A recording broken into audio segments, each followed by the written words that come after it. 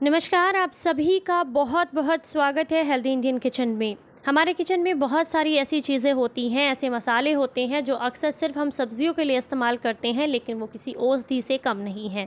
आज हम आपको ऐसे ही 2 मसालों के बारे में बताएंगे, जिनका इस्तेमाल अगर आप जो है किचन से उठा करके इसको औषधि की तरह इस्तेमाल करेंगे तो शरीर से लगभग 100 से अधिक बीमारियां जड़ से ख़त्म हो जाती हैं। आज जिन 2 चीज़ों का हम इस्तेमाल करने वाले हैं वो किचन में बहुत ईज़िली अवेलेबल होती हैं और बहुत ज़्यादा काम में भी आती हैं, लेकिन औषधीय तौर पर इस्तेमाल इनका हर घर में नहीं किया जाता। वीडियो अच्छा लगे तो लाइक करें, चैनल को सब्सक्राइब करें। तो चलिए आपको बताते हैं कि आज आपको अपने किचन से कौन सी चीज़ इस्तेमाल करनी है। आज जो चीज़ हम अपने किचन से उठाने वाले हैं वो पहली चीज़ है यहाँ पर सौंफ। सभी के घर में इस्तेमाल होती है और कई जगह पर तो इसका बहुत ज़्यादा इस्तेमाल किया जाता है। शरबत के रूप में इसको यूज़ करते हैं, इसकी चाय बना करके पीते हैं और इसको जो है घर में तड़का लगाने के लिए या पीस कर अचार में डालने के लिए भी ज़रूर इस्तेमाल किया जाता है। और ख़ासकर आजकल तो ज़रूर इस्तेमाल होता है, जब भी आम का अचार पड़ता है तो उसमें ये काफ़ी अधिक मात्रा में पड़ती है, खटाई बनती है, करेले में इस्तेमाल होती है, यानी कि काफ़ी ज़्यादा इसका यूज़ है। बट क्या सिर्फ इतना ही यूज़ है इसका? नहीं, इसके और भी बहुत सारे फ़ायदे हैं। तो आज इस वीडियो में हम आपको इससे जुड़े हुए कुछ गज़ब के फ़ायदे बताएंगे, साथ ही साथ एक और इंग्रेडिएंट बताएंगे जो कि किचन में ही ईज़िली अवेलेबल है और उससे आप अपनी इन सारी समस्याओं को जड़ से ख़त्म कर सकते हैं। तो सबसे पहले हम बात करते हैं सौंफ के बारे में। और सौंफ में भरपूर मात्रा में ऐसे पोषक तत्व पाए जाते हैं जो कि शरीर के लिए बेहद ही उपयोगी हैं। अगर रोज़ हम इसका इस्तेमाल करें थोड़ी थोड़ी मात्रा में भी, तो ये हमारे शरीर को गजब के फ़ायदे देती है। अगर हम बात करें कि ये दिखने में कैसी है, तो दिखने में बिल्कुल जीरे के जैसी होती है। क्योंकि लास्ट टाइम कई बार मैंने जब सौंफ का जिक्र किया तो कुछ लोगों ने पूछा कि दिखने में कैसी लगती है ये और किस तरीके का इसका पौधा होता है, इसके बारे में भी हमें जानकारी दें। तो ये जो है एक तरीके का मसाला है और दिखने में बिल्कुल जीरे के जैसा होता है। सौंफ का जो पौधा होता है वो कुछ कुछ गाजर के जैसा होता है, उसी की परिवार से, उसी की संगति से आता है और ये बहुत आसानी से हो जाती है। अगर आप इसे गमले में भी लगाएंगे ना तो इजीली हो जाती है, बहुत ज़्यादा फ़ायदेमंद है। वैसे तो ये ज़्यादातर ना घर में बहुत ज़्यादा इस्तेमाल की जाती है खुशबू के लिए। इसको कई सारी ऐसी चीज़ों में डाला जाता है जिसमें से खुशबू लानी हो, यानी कि अगर स्मेल को दूर करना हो, उसके अंदर खुशबू ऐड करनी हो, तो सौंफ का इस्तेमाल होता है। इसे हम जो है अपने घर में एज अ माउथ फ्रेशनर भी यूज़ करते हैं। जब भी मुंह से बदबू आए या कोई भी हमने खाना खाया हो उसको डाइजेस्ट करना हो तो इसके लिए इसका इस्तेमाल ज़रूर किया जाता है। दक्षिण भारत में इसका इस्तेमाल बहुत ज़्यादा किया जाता है। इसके पानी को पाचन के लिए बहुत अच्छा माना जाता है, तो जब भी वो लोग खाना खाते हैं तो उसके तुरंत बाद इसका इस्तेमाल ज़रूर करते हैं। ये कुछ ऐसी सामग्रियों के अंदर आता है जो कि शरीर में डाइजेशन की प्रक्रिया को और भी ज़्यादा तेज़ कर देती हैं। अगर आप इसको सही तरीके से इस्तेमाल करें तो ये आपको गज़ब के फ़ायदे देती है। आप इससे जो है सूप बना करके यूज़ कर सकते हैं, इसको चबा कर खा सकते हैं, सलाद पर डाल करके खा सकते हैं, इसकी चाय बनाकर इस्तेमाल कर सकते हैं, इसका पाउडर बना करके इस्तेमाल किया जा सकता है और आप चाहें तो इसका जो है डिटॉक्स वाटर भी बना करके तैयार कर सकते हैं। इसमें भरपूर मात्रा में एंटासिड पाया जाता है जो कि मुंह से हर तरह की बदबू को दूर करके और पायरिया की प्रॉब्लम्स को दूर करता है। अगर आप दांतों से जुड़ी हुई समस्या से परेशान हैं या अक्सर मुंह से बदबू आती रहती है तो उसमें इसका इस्तेमाल बहुत ज़्यादा फ़ायदेमंद है। अगर किसी को बहुत भयंकर वाली गैस बन रही है और पेट भी फूल रहा है, यानी कि अपच इतनी ज़्यादा बढ़ गई है कि पेट में गैस ज़्यादा होने की वजह से पेट फूलता है, जैसे कई बार ना बहुत ज़्यादा दर्द हो जाता है, तो ऐसे में आप क्या करें, 1 चम्मच सौंफ लीजिए, सौंफ को 1 गिलास पानी के साथ उबाल लीजिए। सौंफ को उबालने के साथ साथ जब वो थोड़ी ठंडी हो जाए तो ठंडा होने के बाद वो जो सौंफ के दाने हैं उन्हें मिक्सी के जार में डाल करके पीस लीजिए और उसे जो है इसी पानी के साथ मिक्स करके छान करके अगर आप लेते हैं थोड़ा सा काला नमक डाल करके, तो मात्र 5 मिनट के अंदर आपको उस समस्या से छुटकारा मिल जाता है। इसी के साथ अगर आप इसका डिटॉक्स वाटर यूज़ करते हैं तो वो वज़न घटाने के लिए, साथ में शरीर को क्लीन करने के लिए बहुत ज़्यादा फ़ायदेमंद रहता है। ये दर्द निवारक भी होती है, तो अगर आपको कहीं जोड़ों में दर्द की दिक्कत है, सूजन की दिक्कत है या मांसपेशियाँ बहुत ज़्यादा दर्द कर रही हैं, तो ऐसे में ये आपको बहुत फ़ायदा करती है। दूसरी जो चीज़ आपने इस्तेमाल करनी है वो जो है वो है मिश्री।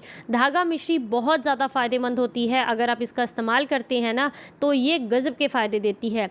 चीनी जितनी नुकसानदायक है उतनी ही ज़्यादा धागा मिश्री फ़ायदेमंद है।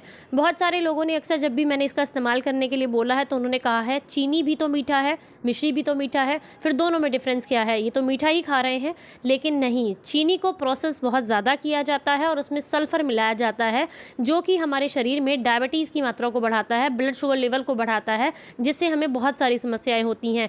लेकिन जब चीनी बनती है उससे पहले का जो प्रोसेस होता है बिना सल्फ़र मिलाए, वो जो है उसी प्रोसेस से धागा मिश्री बनाई जाती है। इसीलिए पुराने ज़माने से इसका इस्तेमाल बहुत ज़्यादा होता रहता था। यानी कि अगर दूध पीना होता था तो मिश्री का दूध पीते थे, या फिर अगर कोई भी मिठाई बनानी होती थी तो इसका अक्सर इस्तेमाल किया जाता था। और छोटे बच्चे जो कि 5 साल से छोटे हैं तो उनको तो कभी भी चीनी नहीं दी जाती थी। हमारे यहाँ गाँव में भी उनको या तो मिश्री दी जाती थी या बतासे होते हैं, वो कहते हैं कि आवाज़ खुलती है, गला साफ़ होता है बतासे से, तो वो दिए जाते थे। चीनी उनको नहीं दी जाती थी, या फिर अगर किसी के पास बतासे या धागा मिश्री नहीं होती थी तो फिर उनको गुड़ दिया जाता था। ये जो है मिश्री बहुत ज़्यादा फ़ायदेमंद है, एनीमिया की प्रॉब्लम को दूर करती है। यहाँ तक कि चीनी एनीमिया की प्रॉब्लम को बढ़ाती है और ये एनीमिया की प्रॉब्लम को दूर करती है। ये शरीर में खून का स्तर बढ़ाती है, खून को साफ़ करती है, पेट को ठंडक देने का काम करती है। साथ में आँखों की रोशनी बढ़ाने में भी काफ़ी ज़्यादा फ़ायदेमंद है। आप इसे कई तरीके से इन दोनों चीज़ों को यूज़ कर सकते हैं। पहला तरीका है, आप 1 चम्मच सौंफ लीजिए, रात को 1 गिलास पानी में भिगो कर रखिए, अगले दिन सुबह उस पानी को छान करके पी लीजिए। उसमें चाहे तो थोड़ी सी धागा मिश्री भी ऐड कर सकते हैं, या रात को ही एक टुकड़ा उसी गिलास में डाल दीजिएगा तो भी आपको बहुत फ़ायदा मिलेगा। अगले दिन जब आप इस पानी को पिएँ तो उसके बाद सौंफ को भी चबा कर खा लें। ऐसा करने से मात्र 15 दिन के अंदर आपका डाइजेशन सुधर जाएगा, स्किन साफ होगी, बाल झड़ने बंद हो जाएंगे और आंखों की रोशनी तो बहुत ज़्यादा बढ़ जाती है। इंडाइजेशन की प्रॉब्लम बिल्कुल ख़त्म हो जाती है, कोलेस्ट्रॉल लेवल घटता है और इसी के साथ हार्ट ब्लॉकेज से आप बचे रहते हैं। दूसरा तरीका है, आप इसकी चाय बना करके ले सकते हैं रात को, जो कि बहुत फ़ायदा करती है। जिन लोगों को अनिद्रा की प्रॉब्लम है, नींद नहीं आती है, तनाव बहुत ज़्यादा रहता है और जब भी बिस्तर पर लेटते हैं मांसपेशियाँ बहुत ज़्यादा दर्द करती हैं, तो ऐसे में आप इसकी चाय ले सकते हैं। इसकी चाय बनाने के लिए 1 चम्मच आपने सौंफ लेनी है, 1 गिलास आपने पानी लेना है, या 1 बड़ा कप आप पानी ले सकते हैं। उसके बाद आप पानी को गर्म होने दें हल्का सा, इसके बाद इसमें सौंफ ऐड कर दीजिए। जब इसमें हल्का सा उबाल आ जाए तो आप इसमें थोड़ी सी धागा मिश्री भी डाल दीजिए और इसे तब तक पकाइए जब तक जो है, मान लीजिए आपने 100 ml जो है पानी लिया है तो वो 50 ml ना रह जाए, तब तक आपने उसको रिड्यूस करना है बिल्कुल धीमी आँच पर। जब ये अच्छे से पक जाए तो आप इसको छान करके सिप सिप करके रात को सोने से 1 घंटा पहले और खाना खाने के लगभग 2 घंटे के बाद ले लीजिए। नींद बहुत अच्छी आएगी, रात को जो खाना आपने खाया है वो बहुत अच्छे से पच जाएगा, तनाव दूर होगा, मांसपेशियों की जो दिक्कत है, दर्द रहता है शरीर में जगह जगह, उस समस्या से आपको छुटकारा मिलेगा। अब हम बात करते हैं अगले तरीके के लिए, जो लोग ज़्यादातर परेशान रहते हैं, खाना नहीं पचता, जब भी खाना खाते हैं खाना ऊपर को ही आता रहता है, खट्टी डकारें, गैस बनना, बहुत ज़्यादा परेशानी है उनको, तो वो लोग क्या करें, उनके लिए बता रहे हैं। वो लोगों को क्या करना है कि खाना खाने के आधे घंटे के बाद या कोशिश कीजिएगा 20-25 मिनट के बाद भी आप कर सकते हैं, आपने 1 चम्मच सौंफ लेनी है और बढ़िया तरीके से चबानी है। तब तक चबानी है जब तक कि वो अच्छे से चबते चबते मुँह के सलाइवा के साथ पेट में ना चले जाए। जब आप ऐसा कर लें तो उसके पौन घंटे के बाद, मतलब खाना खाते समय तो पानी पीना ही नहीं चाहिए और खाना खाने के तुरंत बाद भी पानी नहीं पीना चाहिए। इससे जठराग्नि जो है वो शांत हो जाती है और खाना नहीं पचता है। तो ये खाने के बाद आपने आधा पौना घंटे के बाद 1 गिलास गुनगुना पानी लेना है और उस पानी को सिप सिप करके बैठ करके आराम से पी लेना है। ऐसा करने से आपका खाना बहुत जल्दी पच जाता है, पेट में सड़ता नहीं है।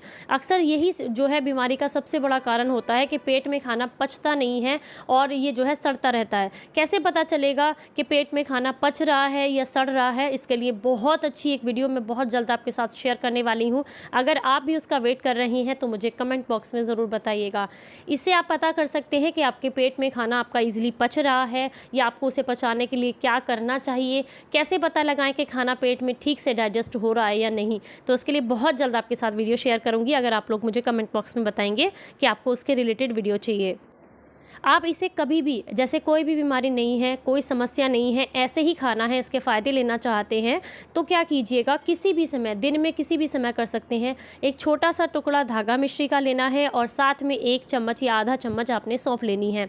इसको अच्छे से चबा चबा कर खाइए, आपको खाने में भी बहुत आनंद आएगा क्योंकि दोनों का टेस्ट मिल करके बहुत अच्छा हो जाता है।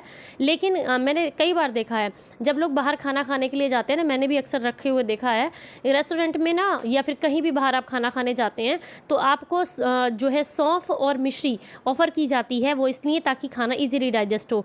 लेकिन क्या वो सच में डाइजेस्ट होता है? बिल्कुल नहीं होता, क्योंकि जब वो जो भी धागा मिश्री वो यूज़ कर रहे हैं वो चीनी का ही दूसरा रूप है।